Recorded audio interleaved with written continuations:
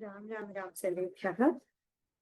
गुरुरेव गतिर्गुरुमेव भजे गुरुणैव सहास्मिनं गुरवे न गुरोः परमं शिशुरस्मि गुरोर्मतिरस्ति गुरौ मम पाहि गुरो गुरुरेव गतिर्गुरुमेव भजे गुरुणैव सहास्मि नमो गुरवे न गुरोः परमं शिशुरस्मि गुरोर्मतिरस्ति गुरौ मम पाहि गुरो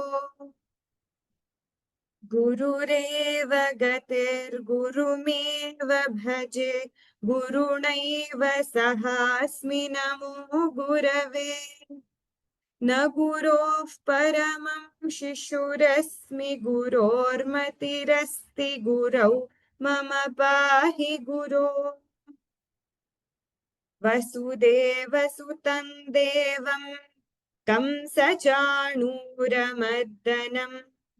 देवकी परमानन्दं कृष्णौ वन्दे जगद्गुरुम् हयग्रीव हयग्रीव हयग्रीवेति यो वदे तस्य निस्सरते वाणी जह्नुकन्या प्रवाहवत् असाध्य साधक स्वामिन् असाध्यं तव किं वद रामदूतदया सिन्धो मत्कार्यं साधय प्रभो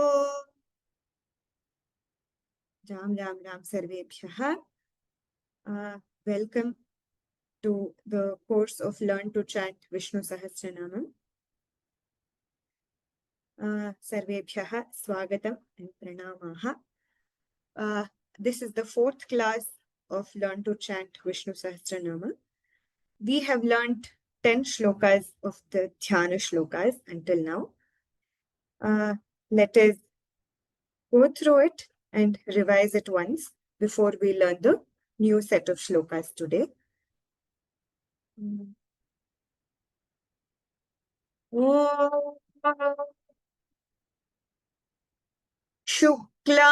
शुक्लाम्बरधरं विष्णुं शशिवर्णं चतुर्भुजं प्रसन्नवदनं ध्यायेत् सर्वविघ्नोपशान्तये नारायणं नमस्कृत्य नरं चैव नरोत्तमम् देवीं सरस्वतीं व्यासं ततो जयमुदीरये व्यासौ वसिष्ठनप्तारं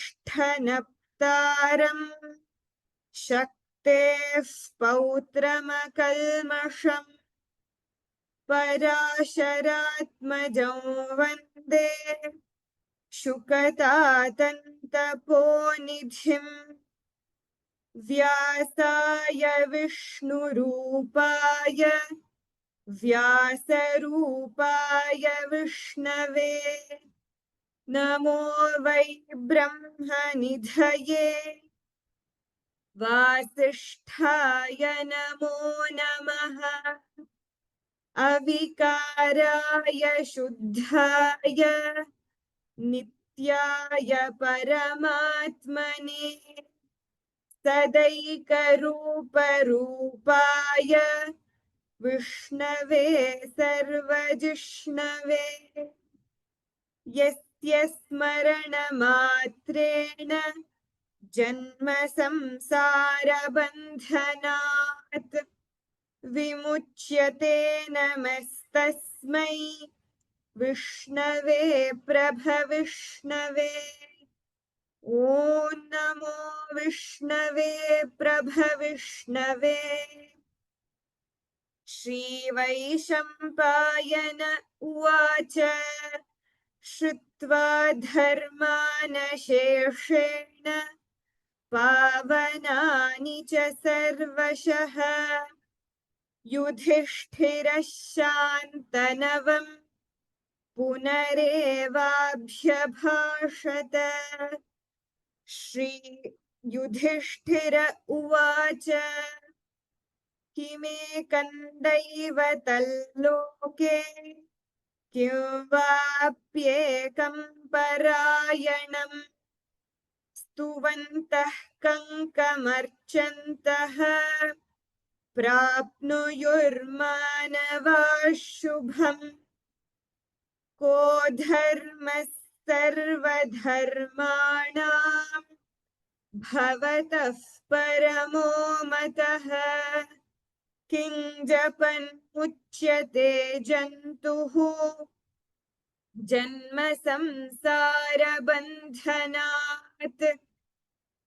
भीष्म उवाच जगत्प्रभुं देवदेवम् अनन्तं पुरुषोत्तमम् स्तुवन्नाम सहस्रेण पुरुषः सततोत्थितः।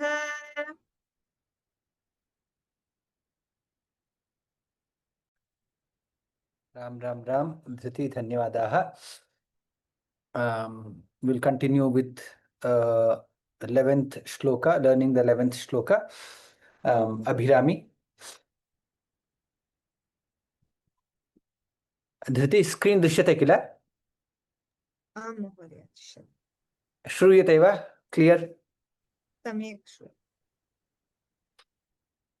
Abhirami. Anadinidhanam Vishnum अनादिनिधनौ विष्णुम् अनादिनिधनौ विष्णुम् सर्वलोकमहेश्वरम्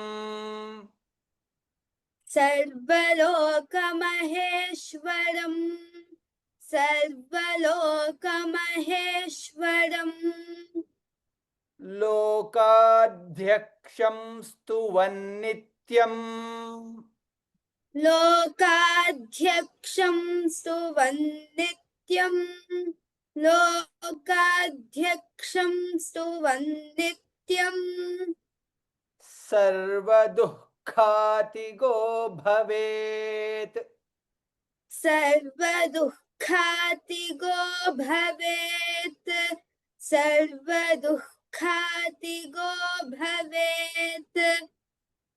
Okay, we'll see where are the places where we have to focus. Anadi Nidhanam.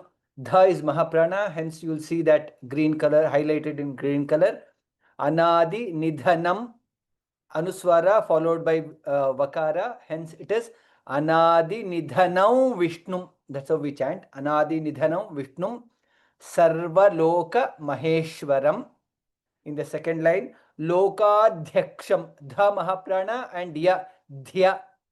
Both letters should be very clearly heard when chanting. Lokadhyaksham Stuvan Nityam. There are two nakaras, Stuvan Nityam. So hence you see this. So you have to stress where there is Stuvan Nityam. It is not Stuvan Nityam. Stuvan Nityam. So the stress on nakara should be there to ensure that there are two nakaras there. Stuvan Nityam. Sarva Dukkatigo Bhavet. Sarva Dukha. Visarga followed by Kha.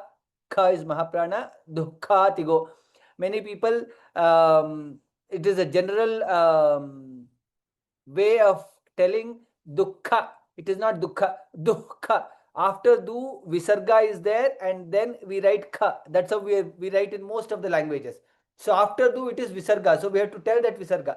Sarva Dukkatigo Bhavet. Bha is again Mahaprana. Sarva Dukkatigo Bhavet.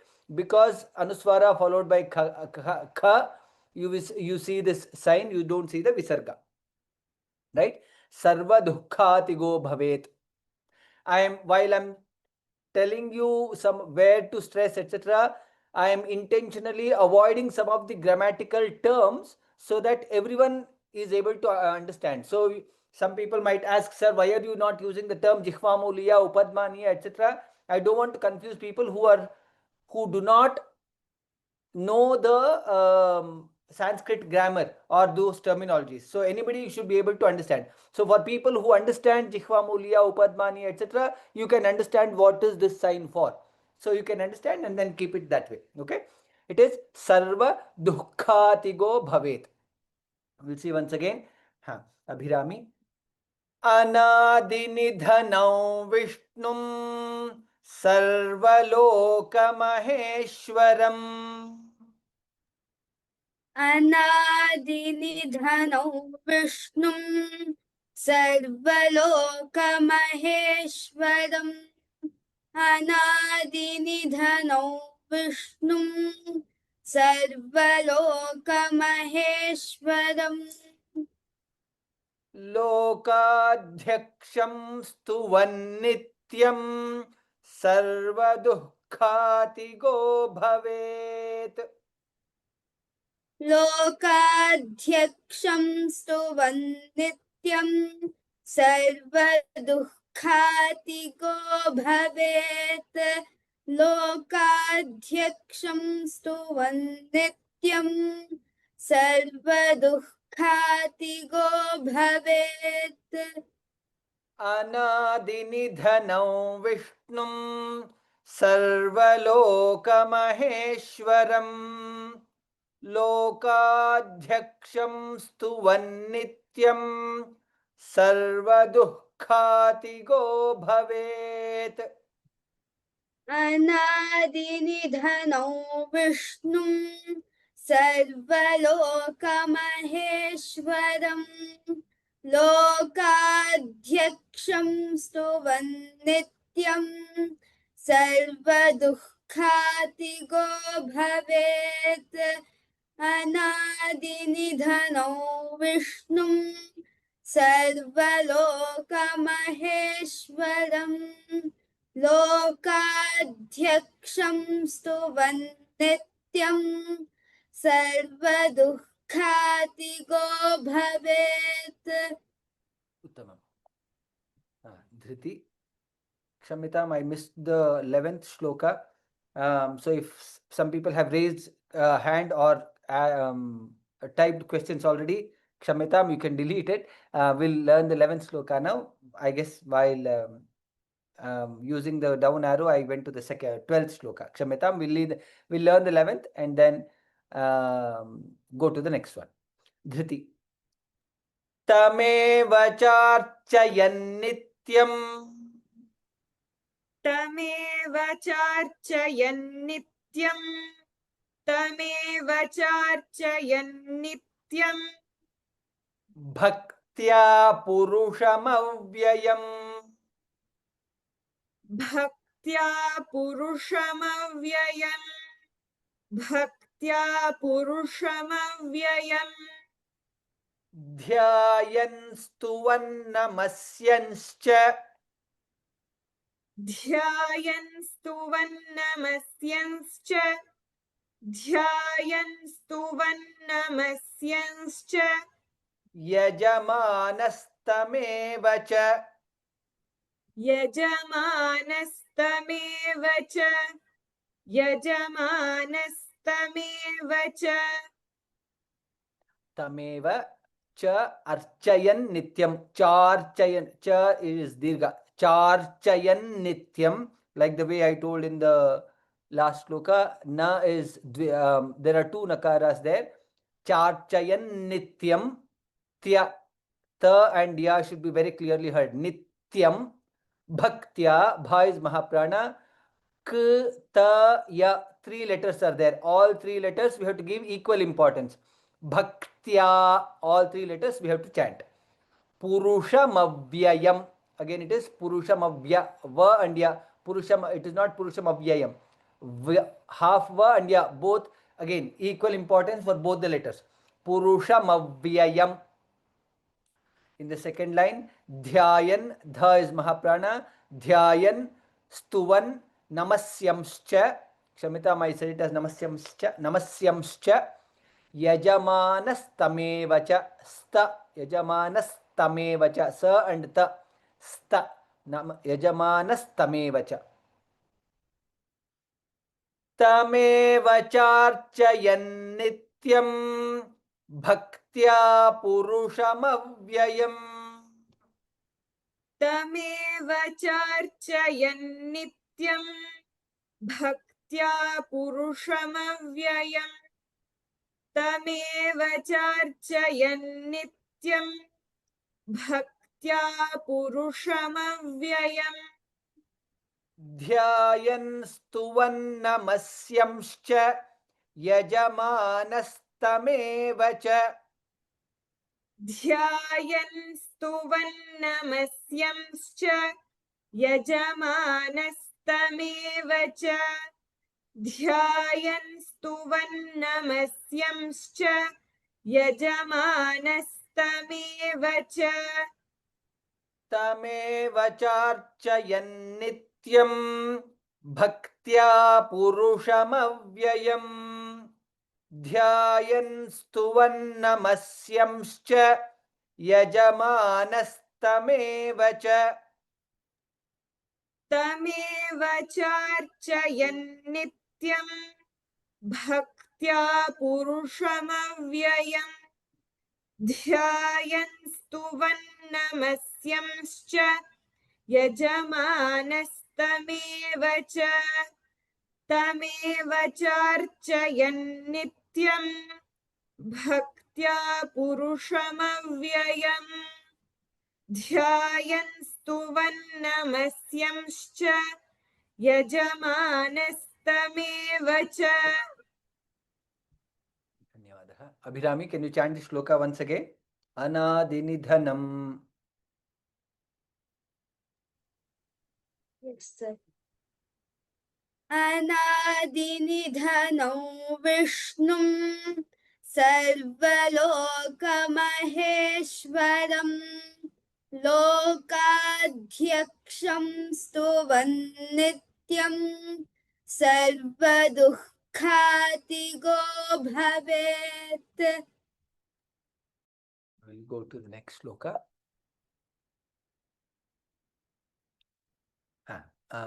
abhirami continue ब्रह्मण्यं सर्वधर्मज्ञं ब्रह्मण्यं सर्वधर्मज्ञं ब्रह्मण्यं सर्वधर्मज्ञं लोकानां कीर्तिवर्धनम्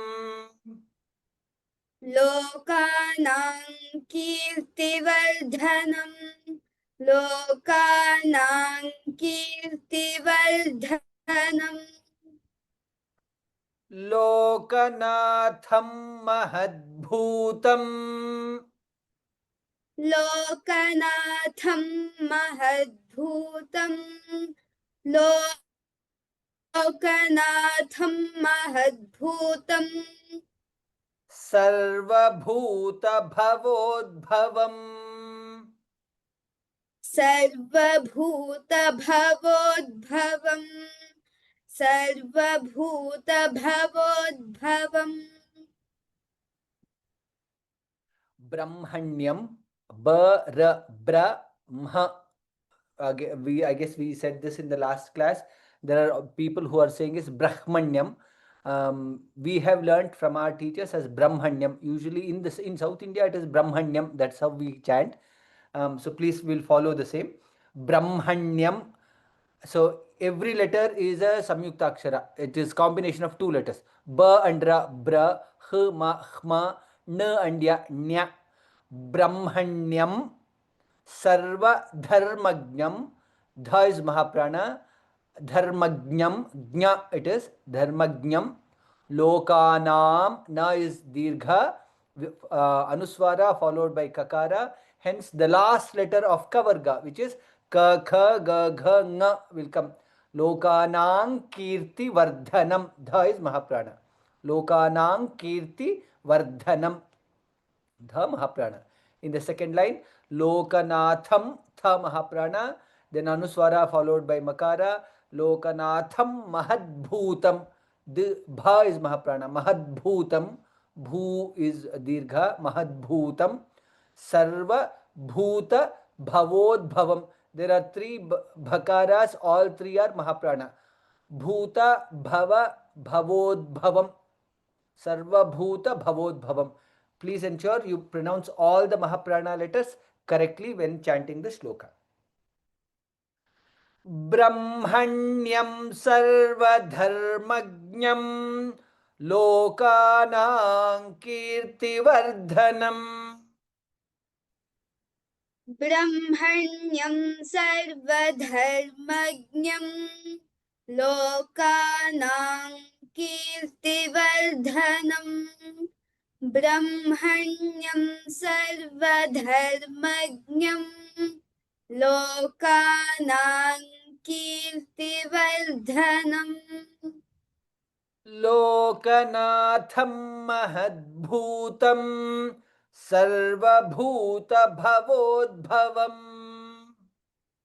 लोकनाथं महद्भूतं सर्वभूतभवोद्भवम् लोकनाथं महद्भूतं सर्वभूतभवोद्भवम् ब्रह्मण्यं सर्वधर्मज्ञं लोकानां कीर्तिवर्धनम् लोकनाथं महद्भूतं सर्वभूतभवोद्भवम्. ब्रह्मण्यं सर्वधर्मज्ञं लोकानां कीर्तिवर्धनम् लोकनाथं महद्भूतं सर्वभूतभवोद्भवम् ब्रह्मण्यं सर्वधर्मज्ञं लोकानां कीर्तिवर्धनम् लोकनाथं महद्भूतं सर्वभूतभवोद्भवम्. उत्तमम्. Sharvari.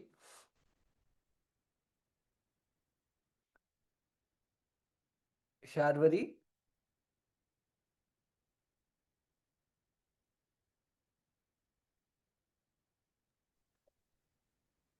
Sir, can you hear me? Yes, you can switch on the camera also. Esha me sarvadharmanam. Esha me sarvadharmanam. Esha me sarvadharmanam. Dharmodhikatamo matah. धर्मोऽधिकतमो मतः धर्मोऽधिकतमो मतः यद्भक्त्या पुण्डरीकाक्षम् यद्भक्त्या पुण्डरीकाक्षम् यद्भक्त्या पुण्डरीकाक्षम् स्तवैरर्चेन्नरः सदा स्तवैरर्चेन्नरः सदा स्तवैरर्चेन्नरः सदा. Okay, this shloka. Yesha me sarva dharmanam. Dha is Mahaprana, hence green color, highlighted in green color. Sarva dharmanam.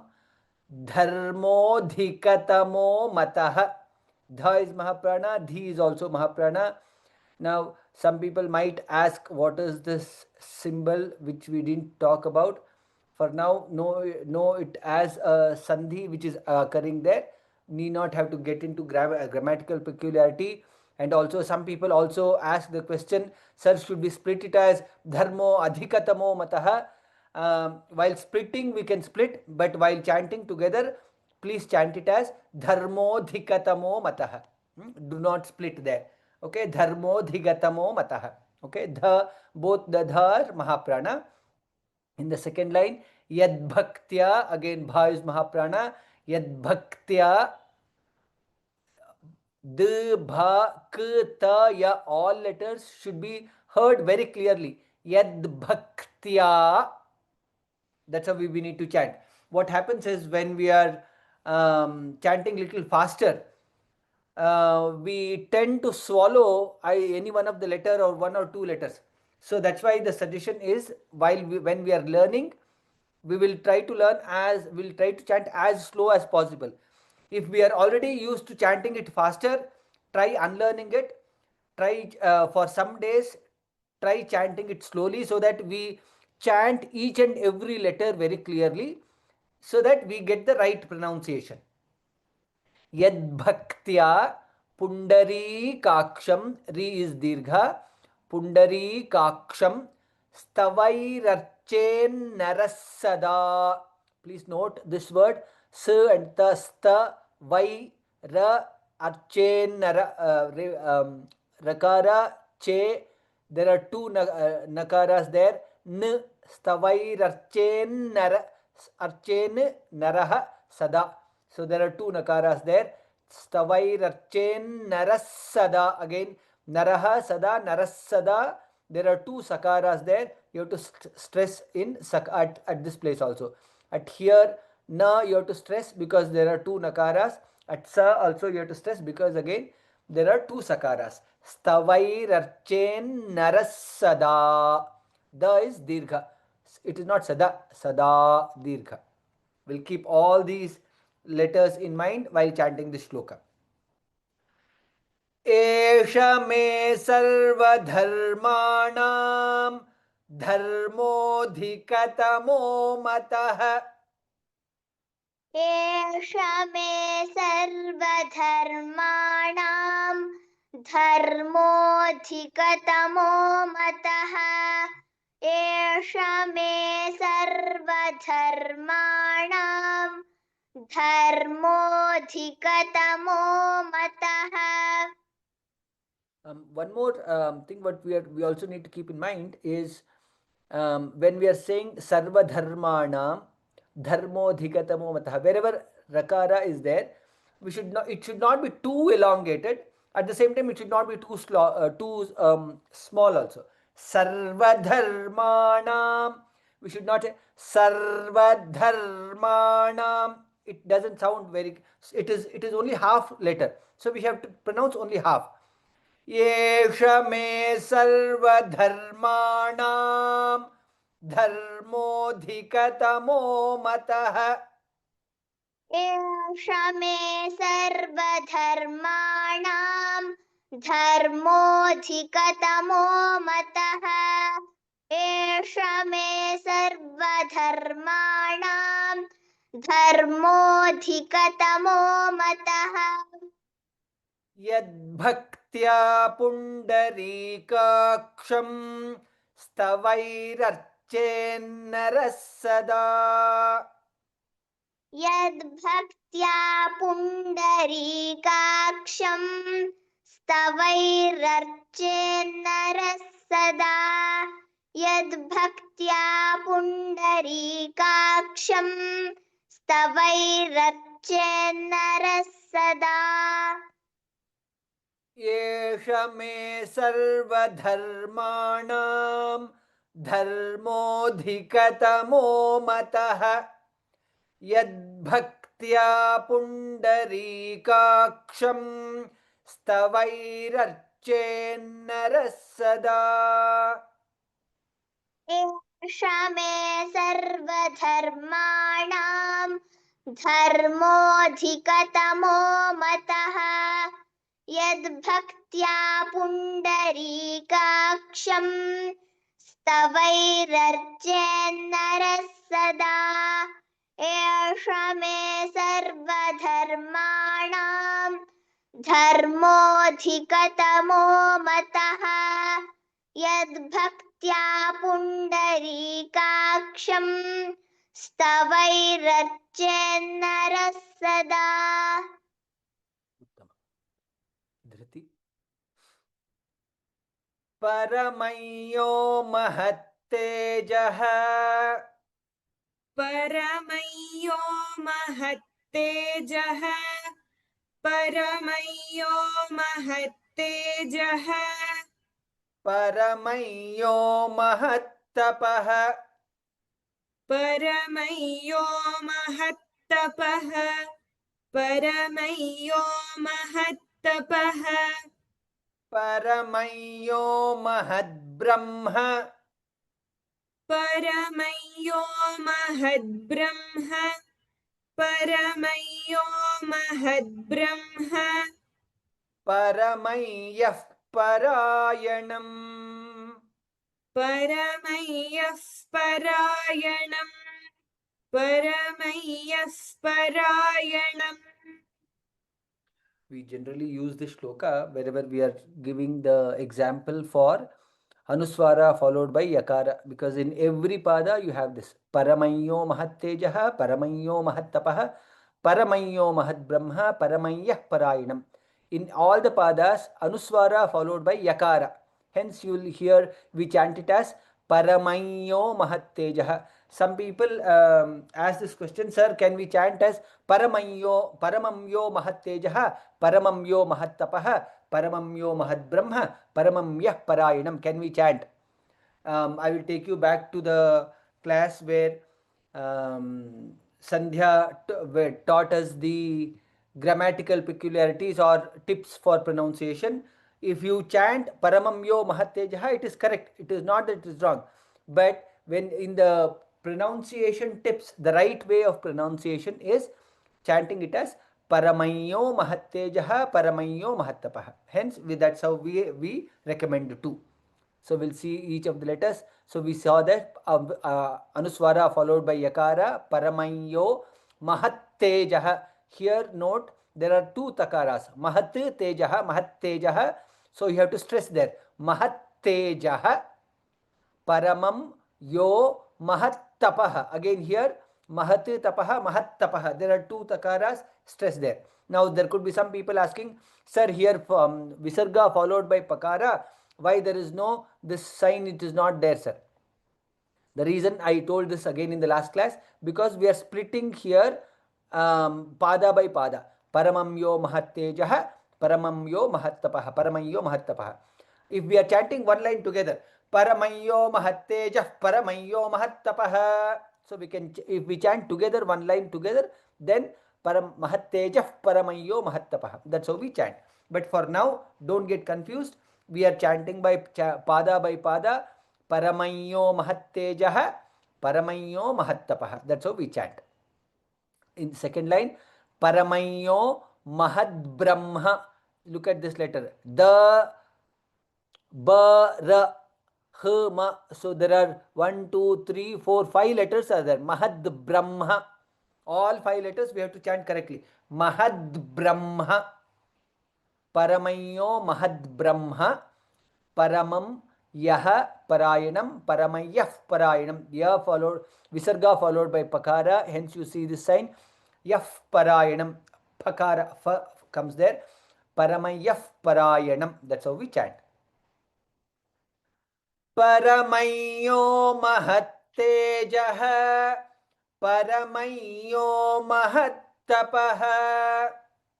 परमय्यो महत्तेजः परमय्यो महत्तपः परमय्यो महत्तेजः परमय्यो महत्तपः Paramayyo Mahadbrahma, Paramayyah Parayanam.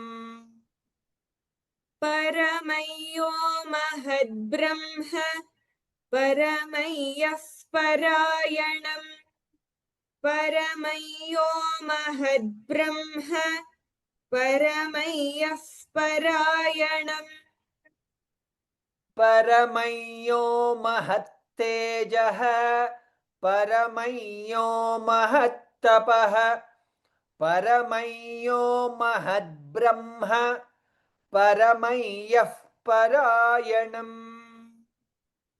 परमय्यो महत्तेजः परमय्यो महत्तपः परमय्यो महद्ब्रह्म परमय्यः परायणम् परमय्यो महत्तेजः महत्तेजः परमय्यो महत्तपः परमय्यो महद्ब्रह्म परमय्यः परायणम्. Abhirami. Pavitranam pavitrayah. पवित्राणां पवित्रं संयः पवित्राणां पवित्रयः Mangalanam cha mangalam. मङ्गलानां च मङ्गलम् मङ्गलानां च मङ्गलम् Daivatan daivatanam cha. दैवतं दैवतं दैवतं दैवतानां च दैवतं दैवतानां च Bhutanam yo vyayah pita. भूतानां यो व्ययः पिता भूतानां यो व्ययः पिता. Now, you have to keep in mind while chanting these shlokas, again, there are many unlearnings, learnings that keeps happening every time when we chant the shlokas. Pavitranam, pavitram, yah. In many books, you will see this letter as pavitram yo.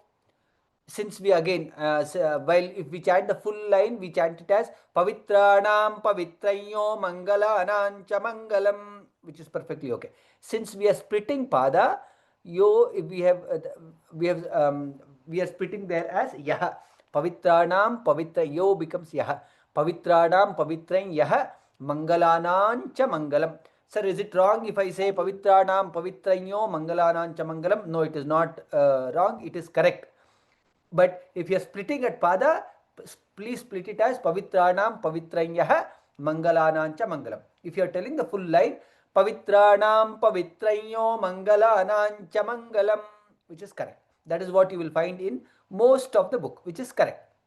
So if you are used to telling pavitranam pavitranyo mangalanancha mangalam, which is correct, no worries about it, right? Again here anuswara followed by yakara, pavitranyah mangalanam cha mangalam.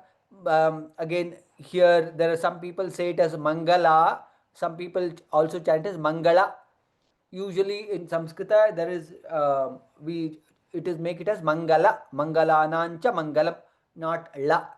While there are usage of lakara in some of the places, usually it is mangalanam cha mangalam. Here it is mangalam, not mangalam. Mangalam is usually in Kannada and few other languages. In Sanskrit means mangalam. Mangalanancha. Again here anuswara followed by chakara, hence jhanya comes. Mangalanancha mangalam. Daivatam daivatanam. Here again in some text you will see daivatam devatanancha. Both are correct. It is, if you are used to telling daivatan devatanancha, it is correct. It is not wrong. Both have the same meaning. It is just the Pathya Veda that we have. It is, we can also say it as Daivatam Daivatanancha. Again, in this class, we will learn it as Daivatam Daivatanam cha. Here, Anuswara followed by Dakara. Hence, you will, the last letter of in the Varga is Na Daivatan Daivatanam cha. Again, Anuswara followed by Chakara. It becomes Nya comes there. Daivatanancha. Daivatan Daivatanancha. Bhutanam Bha Mahaprana. Next Bhutanam Anuswara followed by Yakara. Hence become Bhutana Yo Vyayah Pita Vyayah Pita. Pakara comes there because Visarga followed by Pakara. Now, as in when we go little further, I might not be telling the peculiarities or pronunciation tips everywhere, as since these are early classes, 4-5 classes, I'll keep telling this so that it becomes like a second nature while chanting, right? so that I keep repeating it so that everyone knows what are these highlights or symbols for. Then after some time we will stop. I will slowly reduce, and then we'll keep chanting. That is when we will be able to cover more shlokas. If I keep telling this like for every shloka, in fact, once we start telling the meanings also, as of now the expected class could be about 75 class. It could become 100 plus, etc. So we'll try to go little fast. Okay. पवित्राणां पवित्रं यः मङ्गलानां च मङ्गलम्. पवित्राणां पवित्रं यः मङ्गलानां च मङ्गलम् पवित्राणां पवित्रं यः मङ्गलानां च मङ्गलम् दैवतं दैवतानां च भूतानां यो व्ययः पिता. दैवतं दैवतानां च भूतानां यो व्ययः पिता दैवतं दैवतानां च भूतानां यो व्ययः पिता पवित्राणां पवित्रं यः मङ्गलानां च मङ्गलम् दैवतं दैवतानां च भूतानां यो व्ययः पिता. पवित्राणां पवित्रं यः मङ्गलानां च मङ्गलम् दैवतं दैवतानां च भूतानां यो व्ययः पिता पवित्राणां पवित्रं यः मङ्गलानां च मङ्गलम् दैवतं दैवतानां च भूतानां यो व्ययः पिता. We'll try to cover one more shloka today. Sharvari. Yatas sarvani bhutani. यतः सर्वाणि भूतानि यतः सर्वाणि भूतानि भवन्त्यादियुगागमे.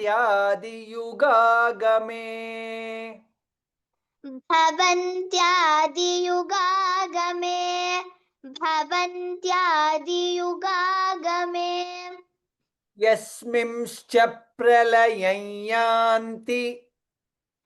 यस्मिंश्च प्रलयं यान्ति यस्मिंश्च प्रलयं यान्ति पुनरेव युगक्षये. पुनरेव युगक्षये पुनरेव युगक्षये Yatah sarvani, yatas sarvani. So you have to stress on sa because there are two sakaras there. Yatas sarvani bhutani. Bha is mahaprana and ukara dirgha. Bhutani bhavantyadi yugagame.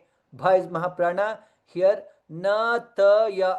Three letters are there. Ntya bhavantyadi yugagame. Tya is dirgha. Yuga ga is also dirgha. भवन्त्यादि युगागमे. Next line. Yasmimscha sma sma half sa and ma mi. Yasmimscha sha and cha. We have to be careful when we are saying scha. It is not scha. Sha shakara and cha scha. Yasmimscha. Here it is sa. Here it is sha. Yasmimscha pralayam yanti pralayam yanti punareva युगक्षये. यतः सर्वाणि भूतानि भवन्त्यादियुगागमे.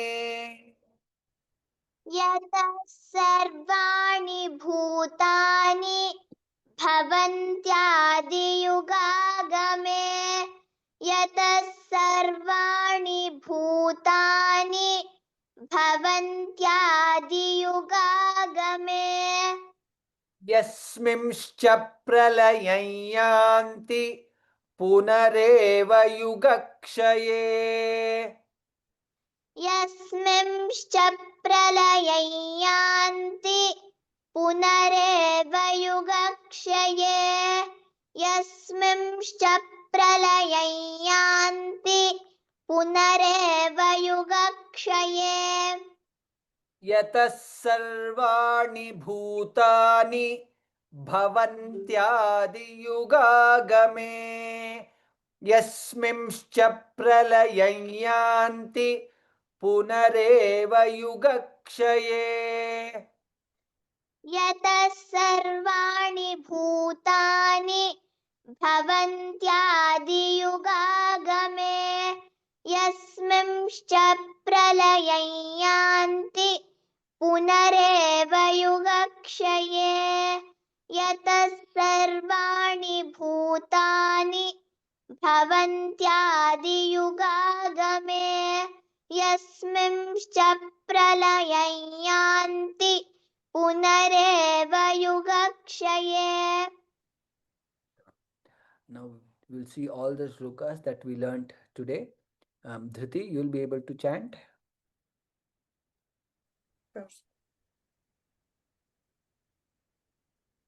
तमेव चार्चयन् नित्यं भक्त्या पुरुषमव्ययम् ध्यायन् स्तुवन् नमस्यंश्च यजमानस्तमेव च अनादिनिधनो विष्णुं सर्वलोकमहेश्वरम् लोकाध्यक्षं स्तुवन् नित्यम् सर्वदुःखातिगो भवेत् ब्रह्मण्यं सर्वधर्मज्ञं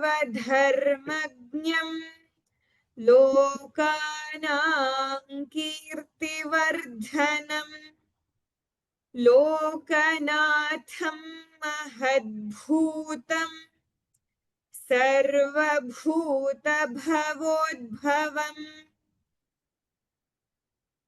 एष मे सर्वधर्माणां धर्मोऽधिकतमो मतः यद्भक्त्या पुण्डरीकाक्षम् स्तवैरर्चेन्नरः सदा परमयो महत्तेजः परमयो महत्तपः परमयो महद्ब्रह्म परमय्यः परायणम् पवित्राणां पवित्रयः मङ्गलानां च मङ्गलम् दैवतानां च भूतानां यो व्ययः पिता यतः सर्वाणि भूतानि भवन्त्यादियुगागमे यस्मिंश्च प्रलयं यान्ति पुनरेव युगक्षये.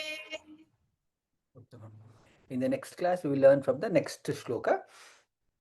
Okay, now we still have some time left. We will look at the questions. But again, in the last few classes, we have been delaying the class. So what I will do is I will tell you, I'll chant the Mangalam also. Then we will look into the questions. People who want to leave with for various other comments, feel free to leave after the Mangalam. And people who have questions or who wants to hear to the question answers can wait too. सर्वे भवन्तु सुखिनः सर्वे सन्तु निरामयाः सर्वे भद्राणि पश्यन्तु मा कश्चित् दुःखभाग् भवेत् Om Shanti Shanti Shanti. Okay, with that, let's look at some of the questions that are there. I guess there are some questions. Oh, there are many questions. Okay. Okay, 11th verse is not completed. Okay, I'm assuming it is done now. Missed 11th one, yes. Sir, this is shloka number 12. Okay, shloka number, does 11th shloka chant? Did we miss 11th shloka? Okay, okay. So I'm very happy to know that all of you are very, very attentive. The moment I went to the 12th shloka, all of you have written, many of you have written 11th shloka is missed. Thank you very much for correcting me. Hope I've corrected. Could not sign to the website. Okay. Can you please give the link to your WhatsApp group or Vishnu Sahasranama? Okay, many of you are asking for the link for the WhatsApp group. In the last class also I had put it on the chat. I guess it is there. Later I realized it is there on the home page. If you go to the home page, there is course. If you go to the course page, I guess the third link or so is the WhatsApp link. It is there. You can click on it and join the WhatsApp group there itself. So the link is there. So you can please feel free to join the WhatsApp group. That is done. Yasmimscha pronoun again, please. Yasmimscha pralayayanti mimscha. Yasmimscha. Hope you have got it. There is no nakara there. Nakara doesn't come there because there is no takara letter there. So there is no nakara. Yasmimscha pralayayanti makara. Sounded like ma only. Yes, correct. Can we record our chanting and share in WhatsApp group if available so that the admin can correct us? No, not required. Please do not record and send in the WhatsApp group. We will start doing the practice session in the class itself. Once we get adjusted to the timings, etc., we will do practice for some of the people for chanting in the class itself. We will start using it. Please do not send. Please be one caution is I guess in the WhatsApp group there are about, I don't know how many, maybe 500 people, 1000 people. I'm not sure how many people are there. Imagine if everyone is recording and sending, everyone's phones will be, the space will be full in no time and people will start leaving the group. Please do not do it. Do not record and send it. We will start practicing it here in the class itself. Please wait for 1 or 2 more classes. We will do the practice sessions here in the class itself, so that whenever, if there are any corrections, we will correct in the class, get corrected in the class. How is, okay. Okay, I'm in my Amrita Bhagini, I'm leaving your question. As I said, we will not deviate from the talking about the differences, etc. We will focus only on learning to chant and also the etymological meaning of, at a high level meaning of the Namavali. That's what we'll see. I understand your question is important. Maybe it is definitely yes, but may not be in this session, in this class. Can we get the slideshow for deck for the Varnamala, please? Somebody had asked for this. Again, if you go to class 2, you will be able to see it. Varnamala at a high level was shown in the class 2, so you can see that if you see the recording, you will be able to get it there. But the Varnamala itself, you might have to go to some other course. In this course, it is not available. But if you go to class 2, you will be able to get the slide that we used for the Varnamala. Shloka number 8, please read it once. Shloka number 8. Let me see which is shloka number 8. Kim, I guess this is from the last class. किमेकन्दैव तल्लोके किं वाप्येकं परायणम् स्तुवन्तः कङ्कमर्चन्तः प्राप्नुयुर्मानवाः शुभम्. Hope your doubts were addressed. Which version of version do Gaudiya Vaishnavas follow? I Kshamyatam. Again, this is the Vishnu Sahasranama that we have learnt and that we are following. I'm not sure which is the one that other different people follow. Maybe I'm not the right person to answer that question. My sister registered but unable to attend since she is working. She just wants to know if attendance is must to give the exams. Thank you. Okay, this is what is must is learning the shloka is must. So there are many people who are not able to attend the shloka, but they are hearing, they are learning it through the recording, which is okay. So learn, if somebody is not able to attend, have registered and not able to attend the class, please listen to as much as possible, try to attend. If you are not, listen to the recordings and they can learn the shlokas too. Okay, somebody has put the WhatsApp chat here also, WhatsApp link, which is good. Thank you, Varunji. Okay, how to pronounce Anuswara if it is followed by our Giya alphabet? When it comes in any one of the shloka, I will chant there. You will be able to follow. Are there any bad effects if someone mispronounces? Are there any bad effects if someone mispronounces? Okay, good question. I guess we have covered this answer also in the previous class. Bhagavan gets, see, each in Ramayana there is a saying that each letter if you chant you will get punya. Similarly in Bhagavan Nama each letter has its own punya phala, so you will get it, right? Now it is like doing something which is not right. After knowing also, if you do the action, you know that it is not right. So that is the only thing that it comes. But Bhagavan doesn't get angry or doesn't get sad because somebody is mispronouncing it. Are there bad effects? Bhagavan gets happy with if that is the innocent with which we are chanting, he will still feel happy. But if that innocence is not there, which means if we know that it is right, we have to try to pronounce it in the right way. That is what is the guided answer. Email the WhatsApp group, it is already there. It is there in the course profile. Somebody has, if you go up on this chat, you will be able to see the WhatsApp link. Somebody has, Varunji, I guess, has already put it.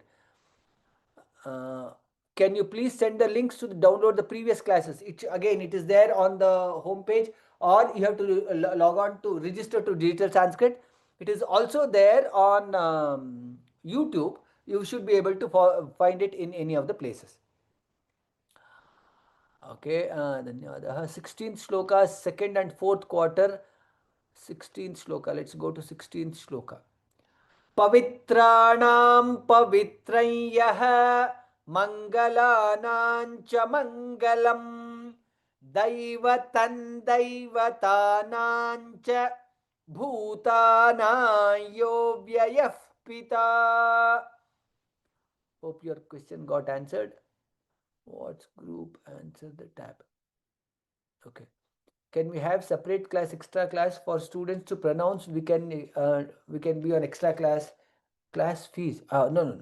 There is no. This is a free class, free course which is running. We do not collect any fee in this class. 1, 2. As I said earlier, there will be chance for all the participants to practice in this session itself. In the coming classes it will come up.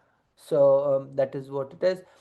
Will you not explain the meaning as part of the class? Yes, we will. I will explain the meanings once we reach the Namavali. We will cover the meanings of the Namavali. Vishwam Vishnurva Shatkaro Bhuta Bhavya Bhavat Prabhu. Each Nama will see the meanings, but not for the Purva Pitika Shloka or the later Phalashruti. We are not seeing the meaning in this class.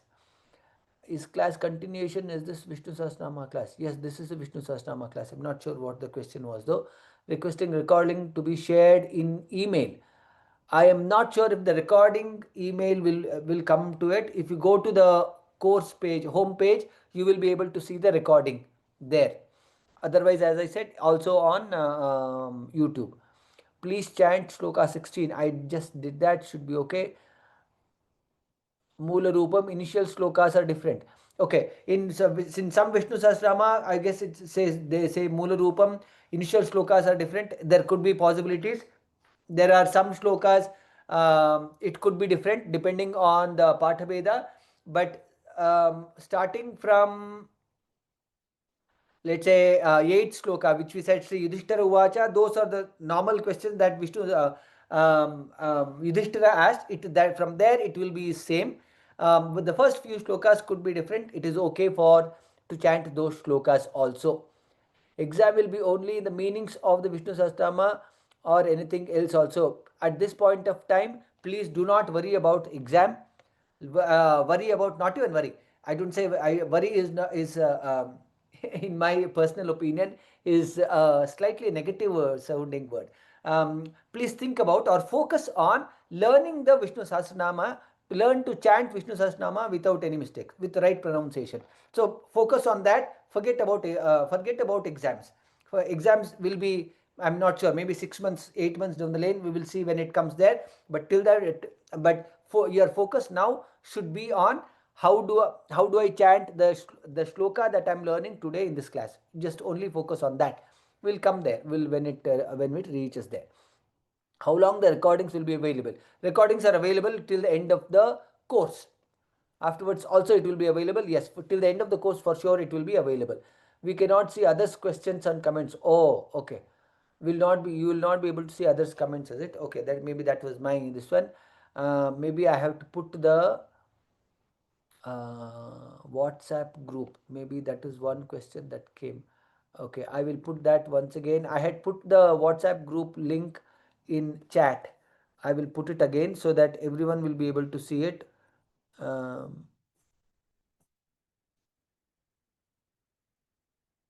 the chat?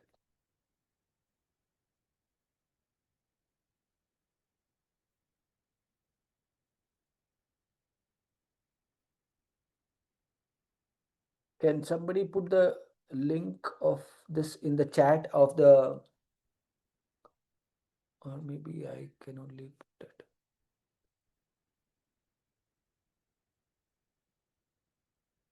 Okay, hope all of you would have got the to everyone. Okay, now in the chat box, all of you should have got the link to the WhatsApp group. You can click that link and join the WhatsApp group. Please send the links to download the previous classes. I'm unable to look. I guess, I saw that question. How can we give Guru Dakshina? Please advise. Okay. Guru Dakshina, you can go to the Sanskrit From Home website. There is a scan place there. You can scan, or contribute is there. You can do your Guru Dakshina or the contribution to Vyoma. That's how you can do the Guru Dakshina. Chat is disabled. Oh, okay.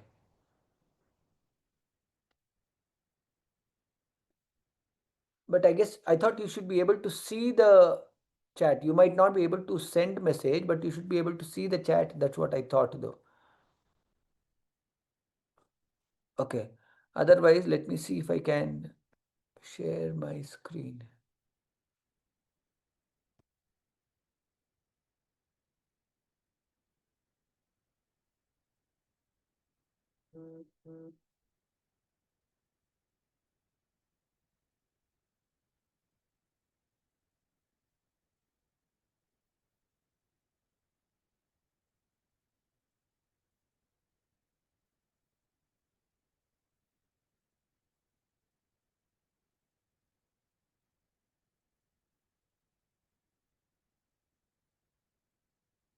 Okay. Let me share my screen. Hope you are able to see my screen. This is some other course. I have joined as a student, right? So now this is how the course page looks like. So course outline, etc. There is something here which is like WhatsApp group link. If I go to buy Vishnu Sahasranama, I will not be able to, because I am not a student. I am since I'm running the course, right? So this is how it comes on the course page. If you go on the left hand side, WhatsApp group link is here. Hope all of you are able to see. So you can click on the WhatsApp group link. So you can see the hand there. You can click on the WhatsApp group link, and then that's how you can join the WhatsApp group. Let me stop sharing. Go to the question. Can you please share the link for platinum plan? Again, go to digitalsanskrit.com and that's the link. Go there and become subscribe. If you click on subscribe, you will be able. There are 3 plans that is there. You can click on platinum plan and then you can see.